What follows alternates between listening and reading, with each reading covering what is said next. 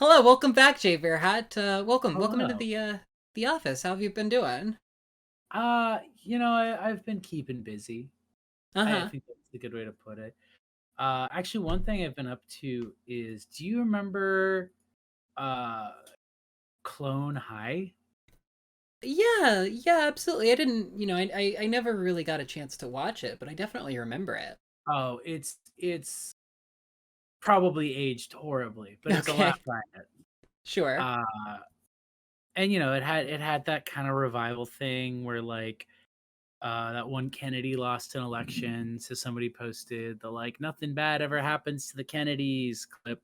I love And that. then like Tumblr kids were like JFK it was like Italia again, where they're like he's a himbo, and I love and that. I don't know if you know. Then that led to them making like a new series, like season two, like 20 years, like basically 20 years later. Mm-hmm. Uh, Yeah, I heard about this. I heard some mixed reactions, I guess. yeah, mixed is a good way to put it. Not I not I still laughed. There's good bits, but I feel like it has kind of the biggest problem is that like the original show is such a parody of like teen dramas of the era, Uh and huh. like now we live in like the post Riverdale teen dramas where it's like teen dramas are already a parody of teen dramas. They're all written by people who grew up writing fan fiction of 90210 and like coming up with this insane stuff. Yeah, sure. So, I don't think the new season's like bad per se. It's just kind of, how do you bring something like that to a modern era? Like, what is it you can be like cynical about? Because that's really kind of the drive of the show is that it's a very cynical approach to these like overly sincere teen dramas. Uh, Hmm. and in an era of cynicism, what is there to make fun of? I guess other than like comedy itself. Mm-hmm. And so on that note, I ended up also watching a movie that kind of feels more like Clone High, like a sequel to Clone High than the Clone High series does. And that one's really complicated because I didn't laugh. I didn't Uh laugh huh. at it. I liked it. I watched the whole thing. Uh huh. I I didn't think it was very funny, and I think it's kind of because it's like the problem with, the thing of Clone High is that it's really easy to make that kind of take the format of a teen drama and make it absurd, and it makes it absurd by that. Yeah. Um, but if you're trying to make fun of other comedies, you kind of have to either completely throw the rule book out Mm-hmm. or just make a sex comedy called Bottoms. That's better than super bad, but doesn't have any things that I personally laughed at. So I'm very mixed on it. We're talking about Bottoms Talking today. about bottoms. Hmm. Um I feel bad. It's so weird. It's not like I feel guilty saying I didn't laugh because I don't. Right. Um it's that I am frustrated that I didn't laugh because so many things in that come together in a way that I'm like, wow, I had no fucking interest in seeing this, like, for, like, probably the first few weeks that it was out because it looked like Booksmart. It looked like the modern, like, what if a sex comedy was for Zoomers and this time the ladies get in on it? Mm-hmm. Um, to recreating the same cloying weakness of Superbad that I don't wanna relive. Yeah. But people kept telling me, like, "No, this one's different." And I didn't believe them because people lie. Mm-hmm. And then I found out that it was about two teen girls, two teen femcels, uh, making a fight club to get girls, Yeah. and that alone, I was like, okay, that's actually kind of an insane plot. I'll Yeah. check this out. Uh, and I'll be honest, I was surprised. I did not expect the movie to be like that. Um, but I think the ultimate problem is that it is too afraid to go it's too afraid to stray too far from a sex comedy, and I feel like it needed that little extra oomph of, like, mocking the concept of a sex comedy. Right. I think that's maybe why a lot of the jokes didn't land is because to me, it's like, they would be great, but it would still be like, but we're getting shuffled along into the same plot beats as, like, Yeah. any other teen sex comedy or teen coming of age, whatever. It certainly follows a formula, and I can kind of see that uh complaint there. This is an interesting situation though, because I feel like I don't know. I feel like I'm always coming in here being like, man, I must have been in a bad mood or just blah blah blah. You're the buzzkill. I'm the buzzkill. I'm the buzzkill. You're the no fun haver. I'm the no fun allowed bitch. But I really loved Bottoms. I really loved this movie a lot because like I really do think that like I don't know, like it either is gonna hit for you or it's not. But like Yeah. I laughed a lot of times. I laughed at everything Jeff did was supremely funny to me. The culture around the football players where they're kind of like they're these like huge enormous dudes who are also just like the most waifish, emotional, weak, like frightened, like, you know, his acting when she bumped her car into his ankle was just really really funny to me. I uh I I did like also like and this is an example of what I mean about like the kind of almost clone high impulse of it of mhm. like taking the direness of like a football game in these movies and making it like literally like oh they murder people Yeah. like they fucking kill people for this. Right. Yeah, like that level of absurdity. I mean, to me, this comes from the reason I'm able to kind of excuse it, and it's, you know, it's somewhat adherence to a formula. It just feels like the Hot Rod slash Dewey Cox school of comedy, where it's just like really trying to squeeze the juice out of every single possible joke that they can get in there, and just like joke after joke after joke after joke, which is just like such a smart, you know, way to write a comedy movie, because like, you know, that's the pure ticket value, you know what I mean? Like, I will say extremely refreshing to see a comedy where the jokes aren't like just retelling the joke again and again. yeah, yeah, because It they're so interested in getting on to the next joke. They got to get those not LPMs. not trying to get the not trying to do the like, oh, we want this to sound like a naturalistic riff. Like, Yeah. no, the character's just like joke, joke, joke, out of jokes, next joke, joke, joke, joke. Yeah, absolutely. Like it was really breakneck pace because of that, but I thought it was it fit in really well with that school of humor, and that, you know, that school of kind of weird quasi deconstructivist post millennial humor, you know. I guess I feel like, yeah, same to the thing where it's like that might have even been why it just didn't connect is because even with like stuff like that, I feel like there's a degree of not taking the genre that it's functioning in seriously and mocking it Uh-huh. that I felt was missing from this one. I felt like it very much so wanted to still be a sex comedy.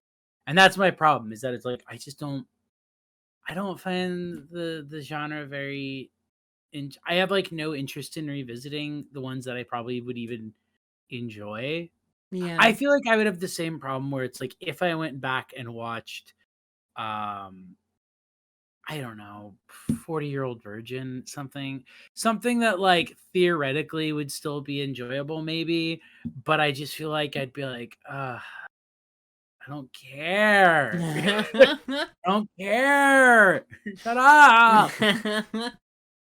I mean, yeah, I definitely couldn't go back to like the 40-year-old virgin, knocked up, Pineapple Express, like that kind of stuff. Like, and to me, like when I bring up Hot Rod and Dewey Cox, those to me stand so separate from the mainstream of or what I would describe as the mainstream, which is what you just described, which is like the fucking what's his name? I always want to say Joss Whedon, but that's the sci-fi guy. Steve Rogan, Seth Rogan, Seth Rogan. Well, I'm talking about Judd the Apatow. Judd Apatow. Yeah. Yeah. That's who I'm thinking of. Uh, so many goddamn J's out there. Sidebar. Since you brought up, you know what the new guess what the new Pineapple Express movie guy is? Like the director did Pineapple Express. Guess what his new movie out is right now? What is it? The Exorcist reboot. You know, I remember her hearing that. Because he also did the Halloween reboots. That shit's gonna suck. That Exorcist movie's gonna be ass. Oh my I know. fucking I God. can't wait. I can't wait. I'm a little hopeful because I have people who hated the first two Halloween reboots said that Halloween Kills has things that they like in it. Mm-hmm. So maybe it's like, okay, he's learning, he's evolving. But when I looked at his filmography and realized he was the same guy who did Pineapple Express, I was like, this explains so much. It's all the pieces are coming together. Horror and comedy, they're like a Venn diagram. They're like a pie chart. They're like two Pac-Mans kissing. Yeah. Speaking, hey, even in this film, there's the the fucking baseball field slaughter. Yeah. Can I talk about things I liked about this movie? Yeah, It's no, like, go. Hey, go. List them off. List them all off. right, let me list them up. There were some other earlier jokes in the movie that I didn't start writing down, but I did break out my notepad at a certain point. The point, getting to the point where you don't have enough social cachet that like the janitor stops talking to you. That for some reason was so funny to me when the janitor was started blowing her off. I did like the joke of like them getting downgraded from faggots to perverts. Because like that was one of my favorite, one of the most crucial things about this movie is like the specific representation of gay losers who are losers not because they're gay. Like there's like literally one of the first shots in the movie being like the gay popular kid who's like not only like who's loved by like the straight girls, the straight guys are fucking him. Like it's you know, like those kids do exist. Like the popular gays are real now. So you can't blame homophobia when you're a loser. That's which is an experience I relate to. Yeah, no, I did like that. I do like that the film is like acknowledges the homophobia and that teens still face it, but is also very like, well, kind of part of the problem now is that if you're like normie and like integrated enough into high school culture, you can be gay. Yeah.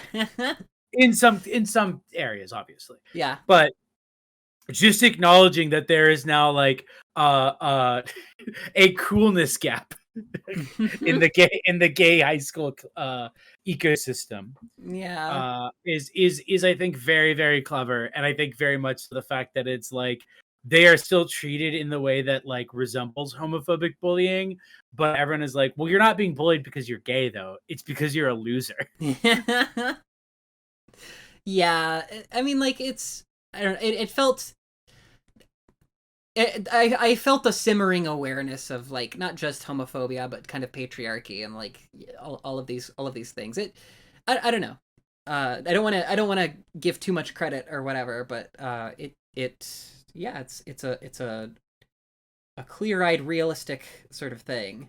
I think the film is grappling with the fact that like Zoomers are in this like post everyday feminism context Yeah. where like the kind of same social hierarchies are in place, but they have to be naturalized by in a different way. And so you end up with characters that like say almost the right things, but like still happen to arrange things that like the same people are still mostly coming out on top. Yeah, and there's parts in the movie where they use slurs. They use slurs in like varying contexts and varying way. Like it's a very like kind of damning against straight people article in a certain specific sense, or not really damning. Damning isn't the right word, but like the way they're ready to like employ homophobia even though like there's acceptable versions of homosexuality, you know what I mean? Like I just I don't know, that shit was really funny. Well, no, I mean, because I think, and again, I don't think that this is necessarily. I'm not gonna denigrate Emma Seligman. The only other thing I know she did is Shiva Baby, which I've heard mixed on like more mixed responses to than I've heard from Bottoms. Sure. So I don't know enough about her as like a filmmaker or a creative to know if she's necessarily like, oh, here's my thoughtful thesis, or if she's just making goofy little movies. Yeah. But I think that there is unawareness still, at least in the way that it is deployed, of the fact that like you can exist in these contexts in which we are theoretically post XYZ, but that ultimately those things do still retain power. And that part of the reason why they retain power is so that you can keep people in line if they try to get out of it.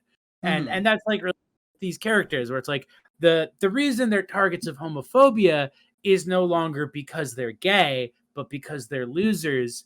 But the reason they're targets for homophobia is because they are intersectional gay losers. And it's a way to remind them of their place, Yeah. even though it's like, oh, it's not that we have a problem with the fact that they're gay. We have a problem with the fact that they're losers, but making fun of them for being gay is how we reinforce the fact that they're losers. Yeah. Yeah, that really gets at the heart of it. That's the interplay there, really. That like there's always that loaded gun. Uh which is also is intersects with being girls. Yeah. This is exactly the same. Exactly the same interplay is happening there. Uh, so I liked that aspect of it. In terms of like lines that stuck out to me that I like laughed really hard at, there was like I wish I could remember the specific wording, but when they're talking in the car and she's just like, when people defend me and yell at people and abuse them, I actually am really attracted to that. And they at the same time they say like, oh, that's my love language or something like that. Really selling that line here for the audience, but basically like that stuff was really funny because like I feel like in other comedies the humor tends to slow down in sort of sincere moments. But here it's just as, if not more, absurd than everything else that's happening. Oh no, I like that it never makes it feel like, even when it's hitting all the same plot beats, it never makes it feel like the stakes are any more real than any of the other absurd stakes in the film. Yeah. Like, oh, I gotta fuck a cheerleader. I gotta fuck a cheerleader. I loved the one cheerleader, the whole sequence of like the other cheerleader being like, okay, wait, I'm gay, and her being like, I'm not. I just like gay porn. Yeah. She's so real. She is so real for that one. She fucking is. It's a complete tangent. Sure. I would be remiss, truly remiss, to not talk about Anna Biller, director of The Love Witches, response to just the poster of the film.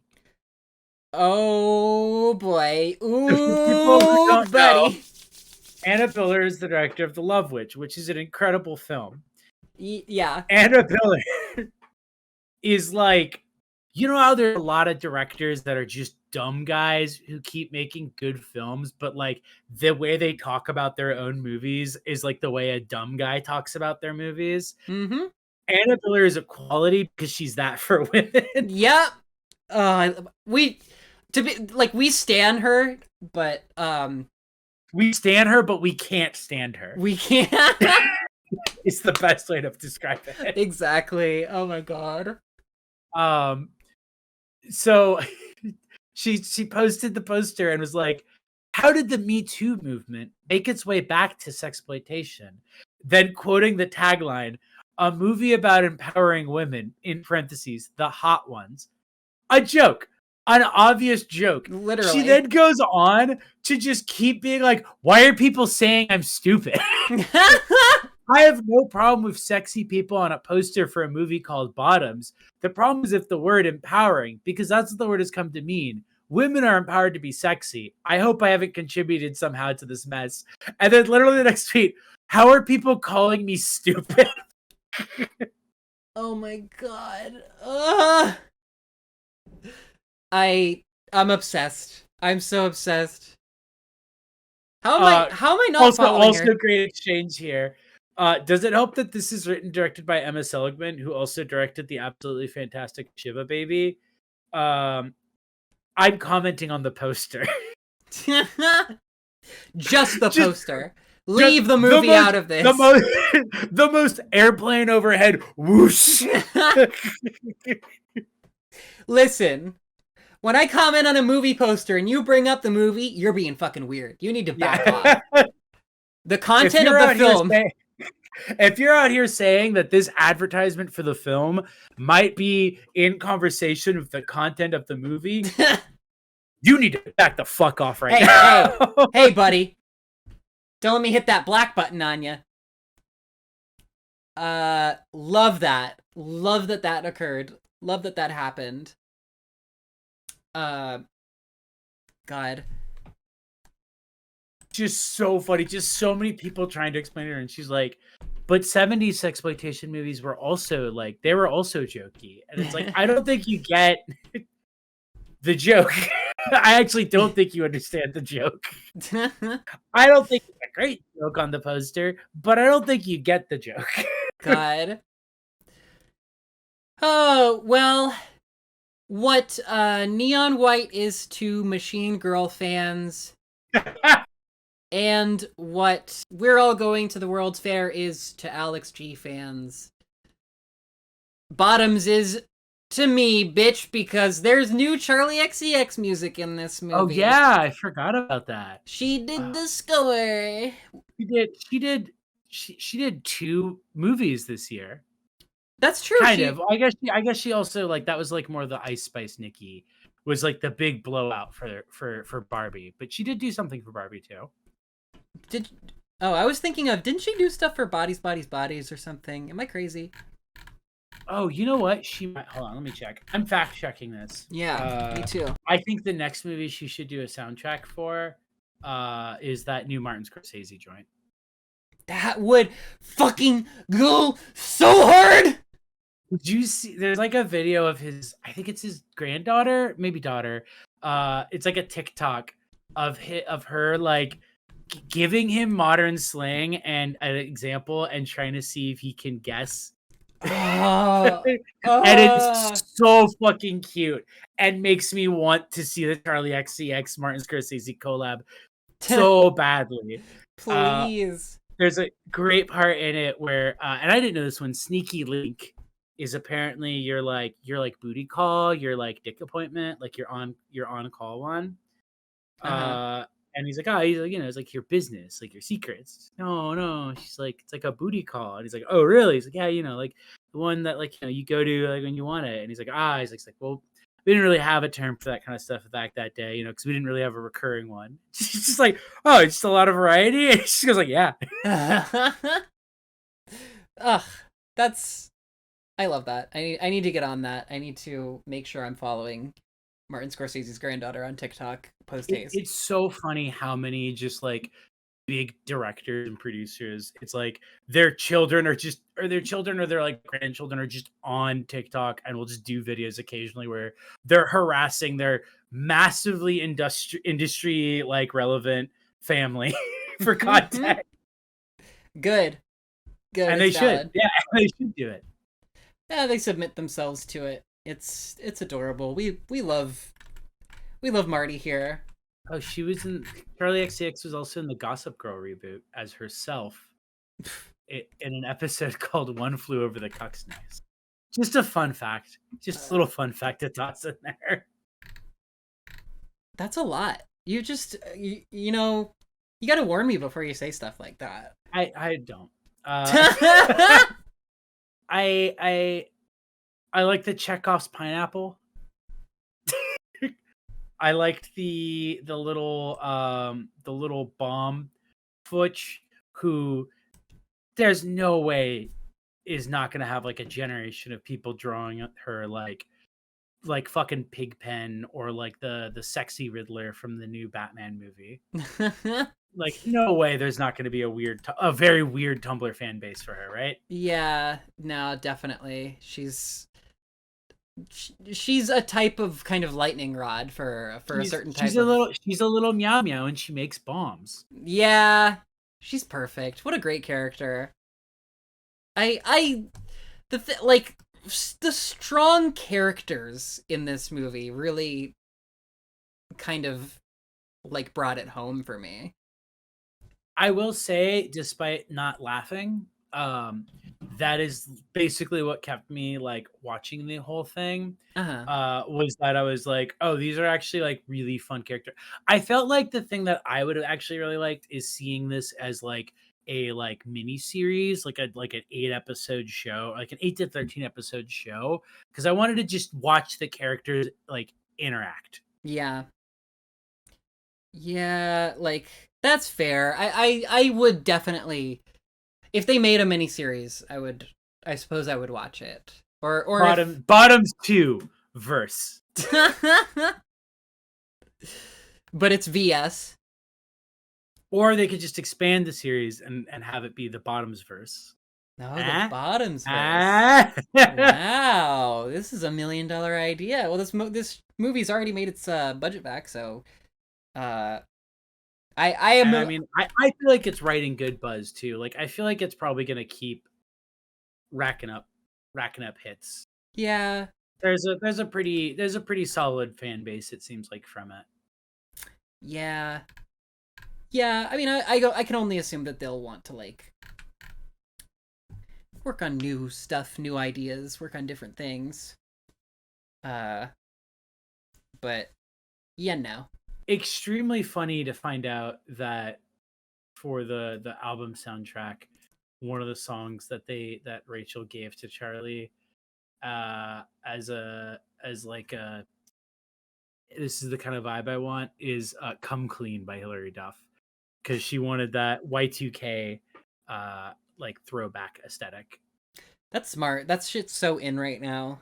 It fits for that is what Zoomers, the age demographic of the characters in the film, that's what they're all about, is the Y2K throwback. Yeah. Also works for making a sex comedy. Yeah. That's absolutely true. Although Superbad came out more around the kind of Go Team Domo shirt wearing LMFAO era, but I'm waiting for that to be in.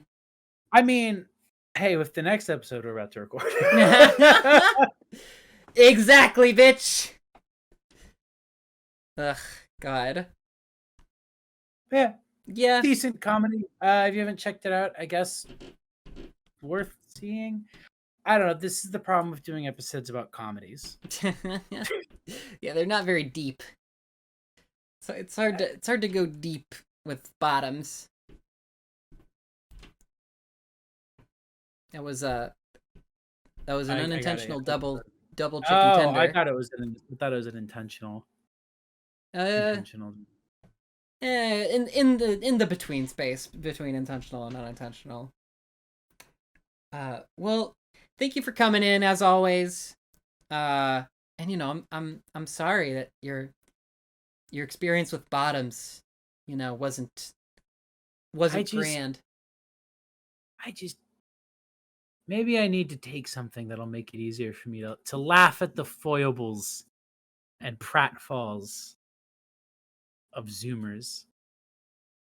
Yeah, I can prescribe something for you if you Or know. just like, I don't know, put Benny Hill music over it. That would have been that would Now, have been funny. hey, release the Benny Hill cut. Or at least Benny, just speed it up. Nightcore that shit. Nightcore that fucking movie. Ah, can you imagine? That's the next frontier. That's movies too. Is just a movies that releases its own Nightcore soundtrack of the soundtrack. Yeah.